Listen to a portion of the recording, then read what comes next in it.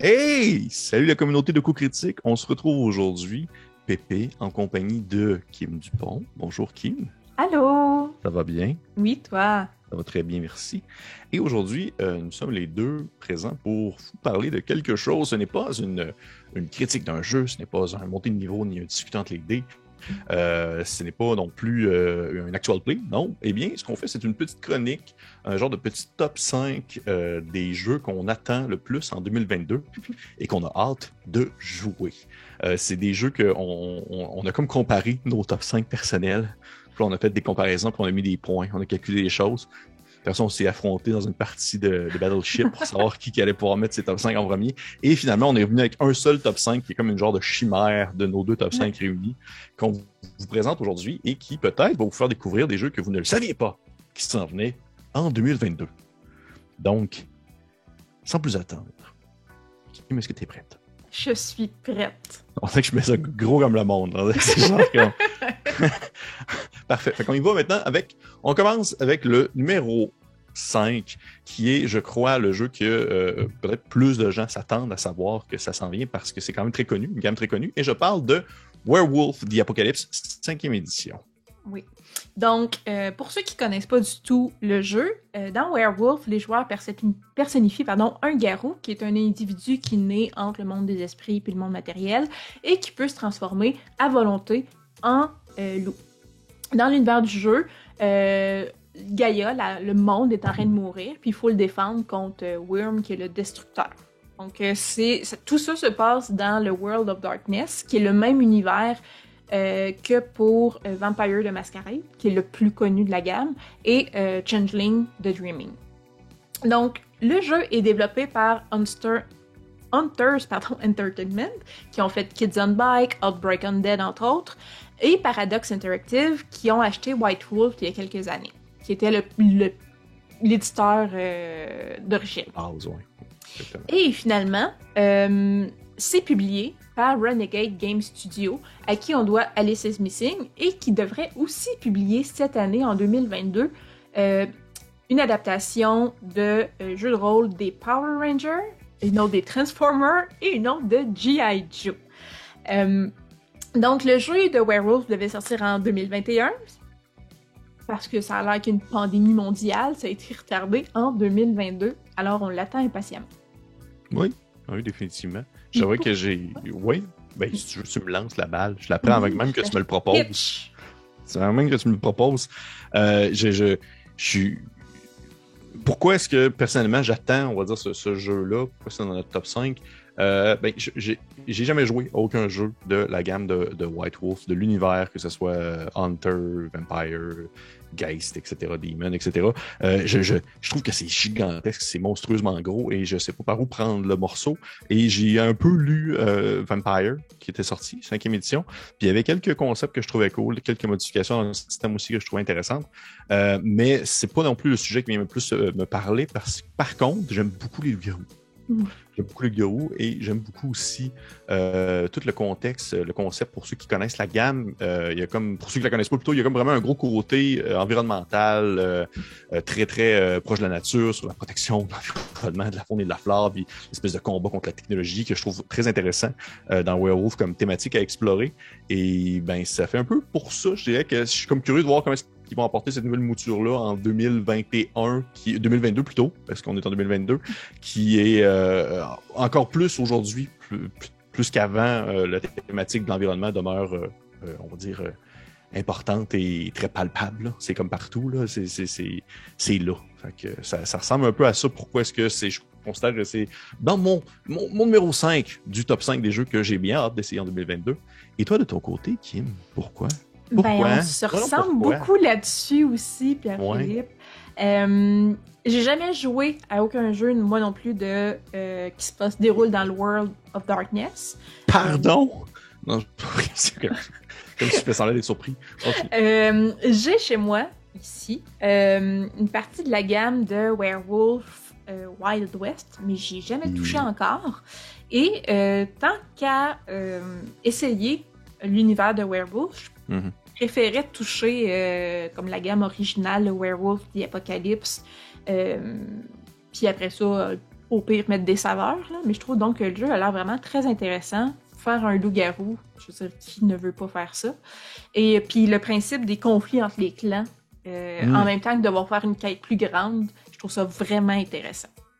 Effectivement. Et je suis très d'accord avec toi. J'espère tout simplement qu'ils vont avoir une plus grande facilité, je dirais, à peut-être avoir le livre ici, parce que je sais que Renegade Studio, ça prend du temps. S'ils le distribuent, ça prend du temps avant qu'on ait leurs produits au Canada-Québec. Fait qu'on se croise les doigts.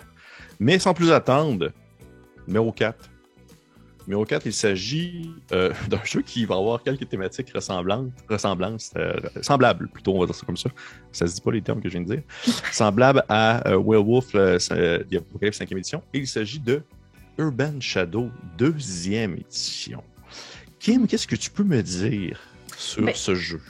Étonnamment, c'est la suite du jeu Urban Shadow, qui est sorti en 2014. Qui l'eût cru? Mais donc, qui sort avec des nouvelles règles, nouvelles mécaniques, nouveaux matériels complètement revisités. Dans le fond, avec un système mieux adapté. Urban Shadow, c'est un jeu urbain fantastique avec une touche de politique où les mortels côtoient les êtres surnaturels qui, eux, cherchent le pouvoir autant que possible. Donc, le jeu regorge de vampires, de fées, de chasseurs, de vampires, mettons, de sorciers, qui se confrontent dans les zones de la ville, d'où Urban Shadow, et où ils font des marchés pour s'approprier un territoire dans le fond de la ville. Le joueur va incarner un archétype puissant, là, que ça soit qui vient du monde surnaturel, pardon, que ce soit un vampire, un fantôme ou peu importe. Les mortels savent pas que ces créatures-là existent. Et dans le fond, en tant que joueur, on va être dans un milieu où les conflits physiques et les drames politiques sont monnaie courante. Oui. Le jeu est propulsé par Power by the Apocalypse, qui est aussi présent dans les autres jeux de Magpie, qui sort ce jeu-là, comme Root, pas de S, pardon, qui va sortir tout prochainement. Mask New Generation, Zombie World, entre autres.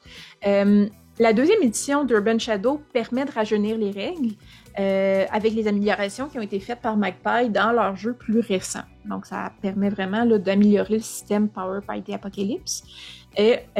Donc, il y a un jeu pas mal simple. Il y a juste 4 statistiques importantes pour ton personnage. On a juste besoin de 2d6 pour jouer, pour résoudre les actions qui ont vraiment possiblement dangereuses. Donc, jeu très simple, système très simple, mais qui nous permet de jouer dans les coulisses du pouvoir à travers des êtres surnaturels. C'est très bien. Le projet d'écriture devrait être finalisé pour février, donc tout bientôt. Et le layout en bon français, puis la production devrait suivre rapidement. Donc, on s'attend à une sortie peut-être juin. Ça serait le fun juin, mettons. Ça serait le fun, surtout que le jeu était prévu pour sortir en décembre 2021. Ça serait vraiment le fun. Oui. Effectivement. Oui, parce que c'était dans mon top 5 de base du Urban Shadow, qui est un de mes PBTA préférés. J'ai énormément aimé la première édition. J'avais très hâte de voir la deuxième édition. C'est vrai que tu mentionnes que c'est simple, mais j'ai hâte de voir parce qu'ils ont l'air de rajouter vraiment beaucoup d'éléments en lien avec tout ce qui touche les relations entre justement les différents clans, que ce soit les créatures de la nuit versus les créatures des mortels et tout ça. Et j'ai bien hâte de voir comment est-ce que ça va se s'outiller entre eux. C'est un jeu que le design visuel du Kickstarter m'avait vraiment full tapé dans l'œil. Il y a comme une espèce de touche mauve, très omniprésente. Les illustrations sont super belles. Puis c'est drôle parce que je disais qu'il y a une référence avec Werewolf parce que Urban Shadow, c'est vraiment comme si on veut jouer comme un mood White Wolf sans connaître White Wolf, c'est Urban Shadow parce que c'est exactement ça. White Wolf, c'est genre les relations entre les différents types de monstres et tout ça. Ben, Urban Shadow, c'est exactement ce que ça propose, mais à la sauce PBTA, à la sauce Power by the Apocalypse 2D6 et beaucoup plus facile, je trouve, à prendre en main et plus facile aussi à créer, on va dire, son univers personnel autour de sa ville et ses différents clans qui vont y loger. Mais ouais, c'est vraiment un jeu que j'attends impatiemment. C'est sûr qu'on fait un actual play de ça quand ça sort. Là. Moi, j'attends juste ça. Là. C'est vraiment c'est super trippant comme univers à explorer. Là. C'est comme tu sais, le gros mode comment ça s'appelle dans le monde infernal là, avec Kate Beckinsale, là, avec du monde habillé en cuir qui tire du gun partout. C'est avec oui. Oh oui. Genre on sait de quoi tu parles. Oh oui, genre Blade, là, pis toutes ces affaires-là. Ouais. C'est comme, j'ai vraiment hâte. Puis toi, de ton côté, Kim, pourquoi est-ce que tu attends ce jeu-là avec impatience? Ben, autant Werewolf, dans le fond, World of Darkness, là, de l'univers de Werewolf, oui, on sait qu'il y a plusieurs types de créatures de l'anime qui existent, là, les vampires, puis bon, les loups-garous, mais ils se côtoient pas vraiment dans les jeux de rôle. C'est comme, on sait qu'ils sont là, mais il n'y a pas de relation entre les espèces, alors que dans Urban Shadow, il y a vraiment une possibilité d'avoir des interactions entre les types de monstres. Puis ça, je trouve ça bien le fun. Puis, ben, jouer dans un monde qui rappelle le premier film de Blade, là, parce que les autres étaient moins bons, on va dire. Donc, Blade, Constantine, un peu de John Wick, rajouter du surnaturel à John Wick, puis ça va ressembler à ça aussi, avec des îlots un peu protégés, qu'on n'a pas le droit de se battre, puis The Wire, un peu aussi même, là, donc dans les jeux politiques. Tout ça, ça m'allume bien gros. Il y a aussi, personnellement, je trouve, là, comme des jeux de pouvoir un peu à la Game of Thrones, où on essaie de renverser le pouvoir de quelqu'un d'autre, d'un autre clan pour prendre la place, puis il y a de la traîtrise. Donc, j'ai envie de me faire une réputation de fille vraiment pas fine, mais je trouve ça vraiment le fun. Ouais. Puis, ben c'est ça. Tout ça, c'est dans un univers contemporain aussi, ce que j'aime vraiment beaucoup, avec des créatures fantastiques très classiques, là, des sorciers, des fantômes, des vampires, fées, ouais. Des fées. C'est super classique, mais dans un univers super contemporain. Moi, ça me jase. Ouais, moi aussi, effectivement. Puis c'est toujours le fun de trahir des gens. Comme tu dis si bien souvent, là, trahir des gens, c'est le fun. On va trahir. Mais effectivement, il y a un gros jeu de politique de pouvoir de derrière le rideau qui se fait dans cet univers-là. Puis, ben écoute, il me tarde de pouvoir en parler plus amplement encore sur la chaîne quand ça va être sorti. Pour les gens qui sont intéressés, juste le mentionner, il y a présentement il y a le Quick Start disponible sur DriveThruRPG qui est comme juste une espèce de condensé des règles avec quelques playbooks, des classes. Qui est disponible, vous pouvez y aller le télécharger. C'est comme la version la plus récente, peut-être encore que ça va changer. C'est comme ça, ils ont fait beaucoup de changements dans les règles au courant des derniers mois, mais qui c'est, vous allez peut-être faire « Oh, c'est vraiment mon style de jeu! » Mais sans plus attendre, oui, est-ce que tu allais dire? Ben, en fait, j'allais dire que c'est encore possible de faire un late pledge même. Ah oui! Ouais. Je savais pas. Eh bien, ben, si jamais ça vous tente, l'été pledgé, comme on dit dans le milieu. Et... est-ce que tu allais dire autre chose? Ben, j'allais juste dire que c'est sur Kickstarter pour ceux qui se demandent quelle plateforme de crowdfunding on parle. Parfait. Voilà. On peut mettre le lien, en fait. Le lien va être disponible dans la description du vidéo en bas. Vous avez juste à aller voir ça et le DriveThruRPG aussi va être disponible si jamais vous voulez vous prendre le Quick Start pour jeter un coup d'œil. Sans plus attendre, on y va maintenant avec le numéro 3 et qui est Blade Runner, du RPG. Je suis une fan de l'univers de Blade Runner. Donc, on se retrouve à Los Angeles 2037 avec des autos volantes, des réplicants qui sont illégaux, des drames existentiels. Donc, ça nous envoie vraiment dans un jeu de science-fiction qui pousse le joueur à se questionner sur ses amitiés, à avoir de l'empathie pour ses ennemis, à explorer la beauté et la laideur de l'humanité. Dans un temps qui est totalement inhumain. Là. Donc, il y a beaucoup de profondeur à cet univers-là et j'ai vraiment hâte de voir ça va avoir l'air de quoi en jeu de rôle.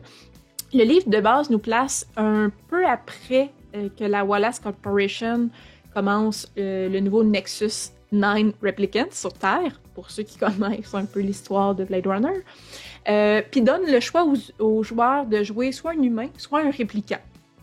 Peu importe ce que vous choisissez, dans le fond, vous allez incarner un membre de l'unité de détection des réplicants du LAPD. Puis vous devrez faire des choix impossibles puis persévérer à travers la misère du monde environnant. Les règles du jeu sont basées sur le système Year Zero Engine, qui est utilisé dans les jeux primés là, qui ont reçu plein de prix de Alien, Tale from the Loop, Forbidden Land, oui, dis-je. La maison d'édition est aussi responsable des jeux de Mutant Year Zero, Weizen, Coriolis, Symbaroum, en plus de coproduire Morkborg, Voilà.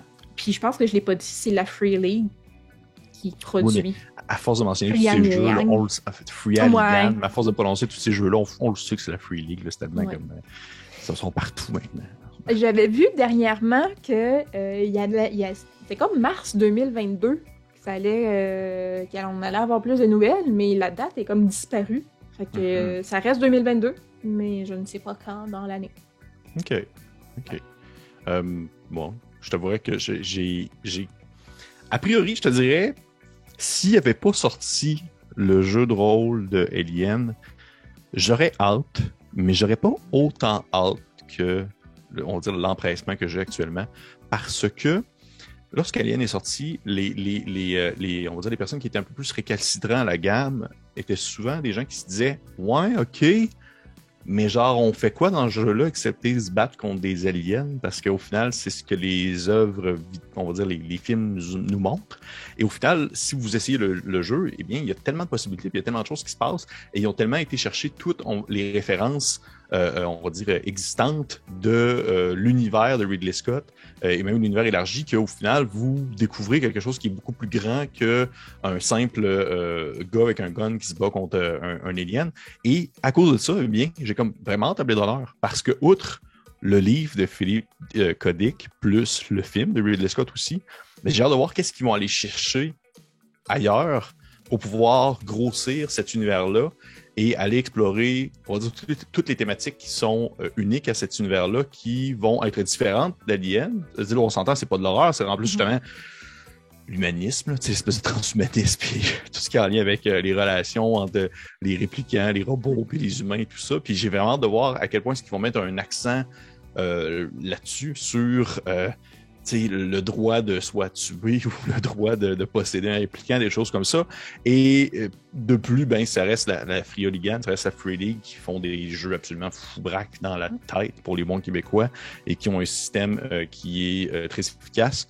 Et en plus, ben, c'est comme dans un contexte où est-ce qu'on joue des membres d'une force qui veulent arrêter des répliquants ou les mettre en arrêt, eh bien, ça reste comme d'investigation, puis résoudre des meurtres, puis avec une top sur le bord de la gueule, manger un ramen dans un petit restaurant, dans un coin. Tu sais, c'est juste la thématique, le thème bien cherché. Bien cherché.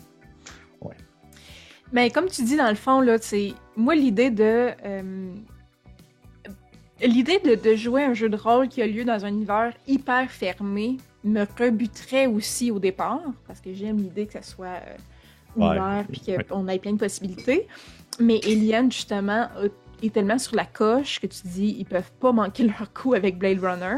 Donc vivre dans un univers qui est bien connu, qui est bien construit, qui a beaucoup de profondeur en partant, Blade Runner, qui nous force à faire des choix moraux difficiles, c'est vraiment ça, à la base, l'histoire de Blade Runner aussi. Là. Donc on pourrait parler de philo puis qu'est-ce que l'être humain, là, mais oui, c'est ça passe. Tout ça m'intéresse vraiment beaucoup. Ce qui le classe même avant les autres, parce qu'au-delà des gamiques un peu, puis l'aspect que les autres peuvent avoir un peu trailer, là, on est vraiment dans le jeu avec une profondeur. Là. On n'est pas dans l'OSR ici. Là. Non, loin de cela, définitivement. Parfait. Est-ce que tu veux qu'on y aille avec notre numéro 2? Oui!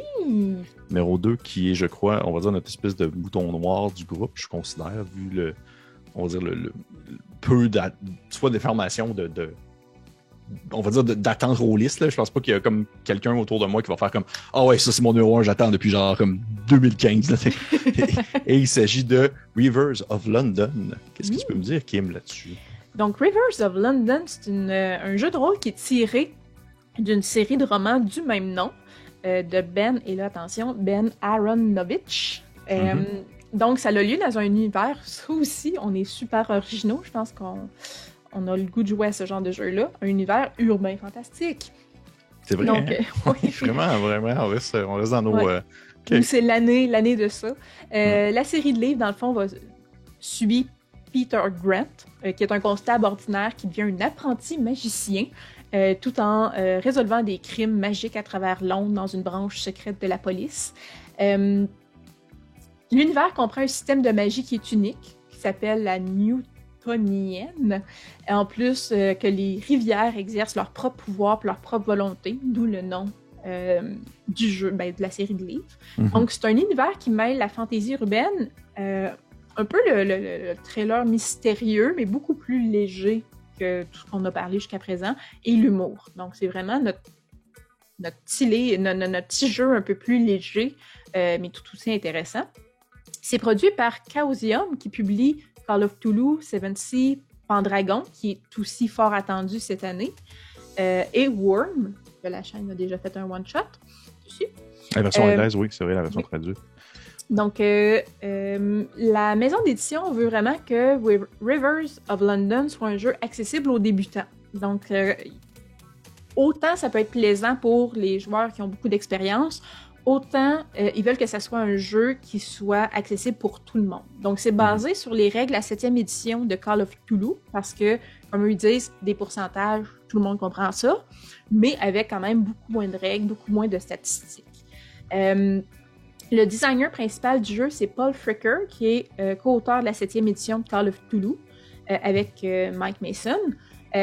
Puis, l'auteur des romans est constamment consulté dans la création du jeu, dans l'univers du jeu, pour s'assurer vraiment là, qu'ils sont fidèles au monde qu'il a créé.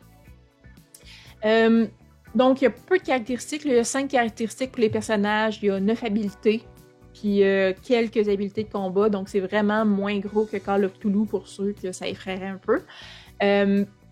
Il n'y a pas donc de niveau de sanité, mais il y a des moments de déficience ou de faiblesse qui font qu'on peut avoir des échecs critiques un peu plus fréquemment, qui mettent un petit suspense quand même à la game. Il n'y a aucune date de sortie encore de formellement annoncée, mais la maison de production promet qu'après les retards occasionnés par la COVID, le livre, c'est sûr, le manuel du joueur, c'est sûr qu'il sort en 2022 parce que ça fait depuis 2019 que c'est annoncé et que c'est toujours reporté à cause de la COVID. Voilà. Effectivement, c'est ça, parce que c'est vraiment notre petit, on va dire notre petit bonbon dans le lot parce que j'apprécie beaucoup, j'aime beaucoup Chaosium pour leurs différentes gammes. Le système en soi de le basic role-playing game du pourcentage qui est utilisé dans la majorité de leurs jeux, c'est pas mon système préf. Puis même s'il est pas compliqué, mais il y a comme beaucoup de choses dedans, mais il est pas compliqué. C'est pas comme une suite d'addition puis de soustraction, ça reste des pourcentages, mais il y en a tellement. Puis on dirait que juste de savoir qu'il y a comme une espèce de version un peu diluée de ce système-là qui va être créé et qui va être imbriqué dans un autre jeu qui est une nouveauté totale pour la compagnie. Mais juste ça, il y a comme un petit côté charmant qui vient me chercher. Je me dis, tiens, qu'est-ce qui a fait en sorte qu'ils se sont vraiment comme intéressés à cette série de livres-là? Qu'est-ce qui est venu comme, on va dire, les titiller un peu plus que telle autre série de livres qui aurait pu faire vivre sensiblement peut-être la même expérience? Fait que j'ai vraiment hâte de voir comment est-ce que Chaosium vont adapter ça. Puis, bien sûr, on l'a mentionné depuis tantôt, là, on a une espèce de hype urban fantasy qui nous colle à la peau pour 2022, j'ai l'impression. Donc, ça expliquerait un peu pourquoi mon attente pour cet énigmatique, mais très attendu jeu de rôle. Moi, j'aime vraiment beaucoup aussi que c'est un jeu, comme tu as dit, là, qui est vraiment accessible. Donc, il vise vraiment que les joueurs débutants peuvent se l'approprier. Puis, si vous voulez commencer à masteriser une partie. Maîtriser une partie. On va dire ça comme ça. Oui, c'est un jeu qui est accessible, qui est pas très compliqué à faire. Donc, ça me plaît déjà de voir une belle sortie comme ça qui est accessible. Qui est résolument fantaisiste, qui est légère en même temps dans le ton, mais qui est vraiment ancré dans, encore là, un monde contemporain, mais Londres contemporain, là, c'est comme, qui ne veut pas faire Sherlock Holmes magicien? Tu sais, moi, c'est... Juste dire ça de même, ça me titille la magie. Tu sais, je suis comme genre, j'ai le goût, là. C'est ça. Fait que c'est vraiment... Moi, dans ma tête, c'est vraiment ça qui se passe. Là, je suis Sherlock Holmes, puis je fais de la magie. Fait que ça me tente. C'est numéro 2, c'est clair. Parfait.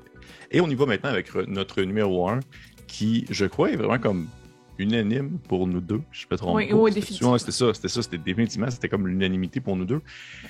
Il s'agit, en fait, de Cyborg, qui est un jeu, comme vous avez pu voir, on a 0 jeu médiéval fantastique dans notre lot. Il n'y a que des jeux qui sortent du très classique et Moyen-Âge. Et Kim, qu'est-ce que tu peux nous dire sur Cyborg? Je peux pas dire ça de manière normale. Oui. Donc, Cyborg est un jeu de rôle apocalyptique nano-infesté qui propose de marginaux cybernétiques et de des punks rageant contre un enfer corporatif impitoyable. Donc ça, c'est un peu la ligne traduction à la Kim de vente du jeu. Donc c'est un hack de Mörk Borg, pour ceux qui connaissent. Encore là, la chaîne a déjà fait des actual plays de Mörk Borg. Donc la fin du monde, encore une fois, est annoncée dans un monde qui est en constant changement. La mort va arriver, que ce soit par des catastrophes écologiques, des retombées de belligérance historique, là, donc des guerres qui n'en finissent plus, ou du capitalisme hégémonique qui en vient à tuer la planète. Wow. Donc, la fin du monde est annoncée de 1000 façons. Il peut arriver de 1000 façons en même temps durant la partie, si ça vous tente. Il peut y avoir des astéroïdes empoisonnés, des armes nucléaires, des révolutions, des pandémies, des tsunamis. La mort vient vraiment de partout. Puis c'est un peu comme dans Mörk Borg aussi, là, c'est vraiment important pour l'univers du jeu parce qu'on fait des personnages qui n'ont absolument rien à perdre en bout de ligne. Donc, ça reste cyborg. Donc, il y a des interfaces directes entre les humains et les machines. Il y a des implants neuronaux tactiques. Il y a des bactéries qui viennent de l'espace qui corrompent les nanobots. Puis le ciel, il est tout le temps plein de publicité. Donc, imaginez vraiment un futur là, contrôlé par des corporations, puis que la fin du monde arrive. Tout le monde y est interfacé, est injecté, est infecté par quelque chose. Tout le monde désire quelque chose de quelqu'un d'autre. Tout le monde est prêt à mentir et à tricher pour l'obtenir. Donc, encore là, un beau jeu de traîtrise. Ça a l'air de fun. Ça a l'air, hop, la vie. Yeah. Oui, donc la création de personnages est rapide, aléatoire, pareil comme Mörk Borg. On se base sur les dés pour déterminer c'est quoi notre punk. Donc, ils appellent ça un peu comme ça nos personnages. Il y a 6 classes différentes pour le moment. Puis, on établit comme ça aussi de quoi on est capable et à qui on doit de l'argent. Donc, on détermine déjà c'est quoi la roche qu'on a dans notre soulier qu'il faut traîner tout le long. Le système est simple, il est minimal. Il est fait pour se faire oublier pendant qu'on joue. Il est facilement modifiable. Les règles sont optionnelles.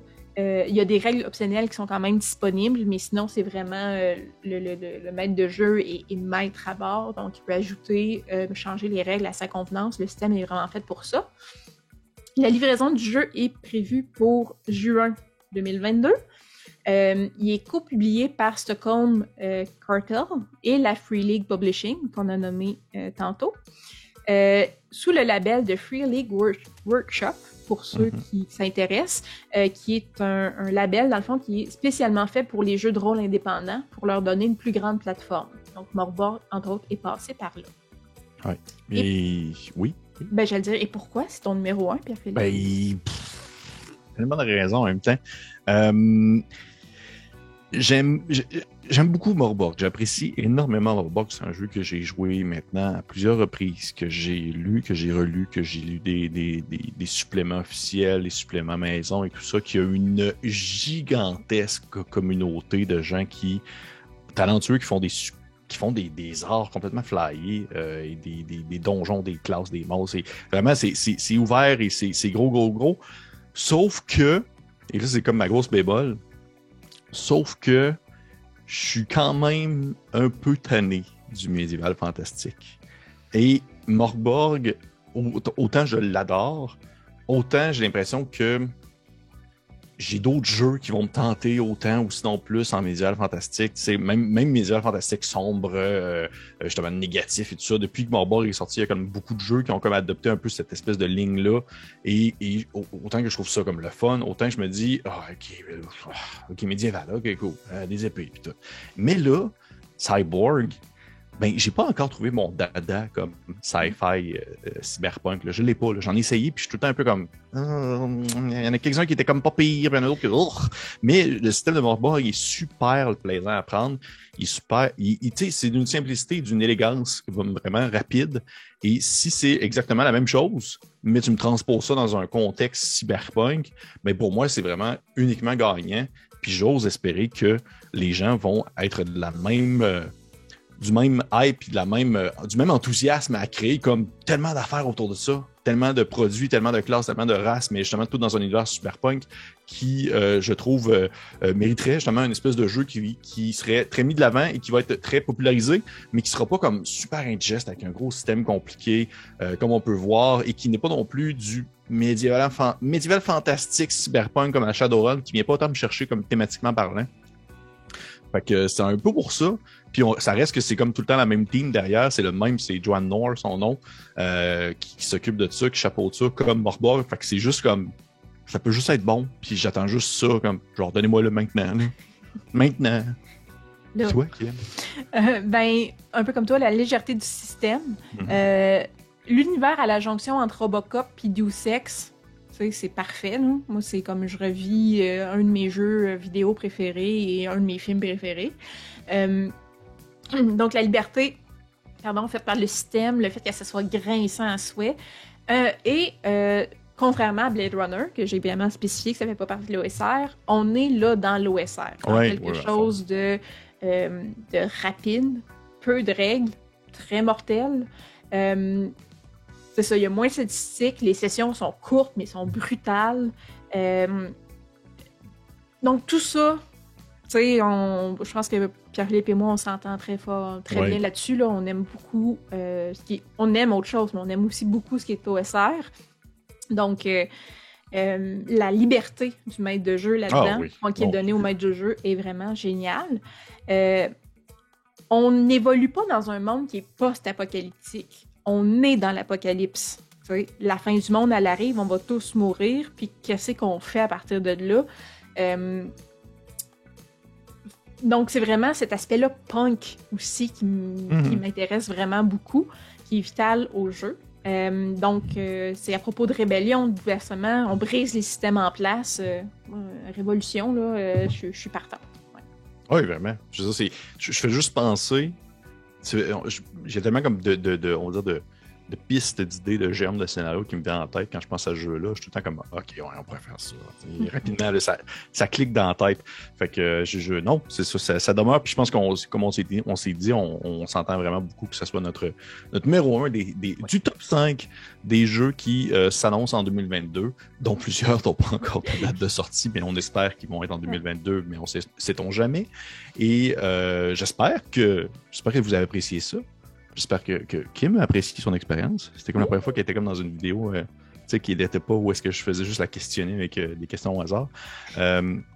Mais pour vrai, j'espère que vous avez apprécié ça. Je serais curieux de savoir, vous, votre avis en commentaire en dessous de la vidéo. C'est quoi les 5 jeux que vous attendez le plus? Il y a des bonnes chances qu'on fasse après, on en a parlé déjà préalablement un peu, c'est des bonnes chances qu'on fasse un espèce de top 5 aussi des suppléments qu'on attend, c'est de jeux qui sont déjà existants mais qui annoncent comme quelque chose d'autre en plus, que ce soit un livre de DCC, un supplément de DCC ou autre chose. Et puis aussi, je serais curieux d'avoir votre avis le moment venu. Mais là, c'est vraiment comme le jeu en soi. Quel jeu vous attendez pour 2022? On serait curieux de savoir s'il y en a qui se retrouvent dans le top 5 qu'on vient d'offrir ou si c'est toutes des nouveautés. Et en petit spoiler, là, moi, dans mon top 5 des modules qui vont sortir, là, il y a 0 sci-fi. C'est vrai, ça? Ouais. Ouais, je sais pas. Je sais pas. Tu m'enverras ton top 5, je suis curieux de voir. OK.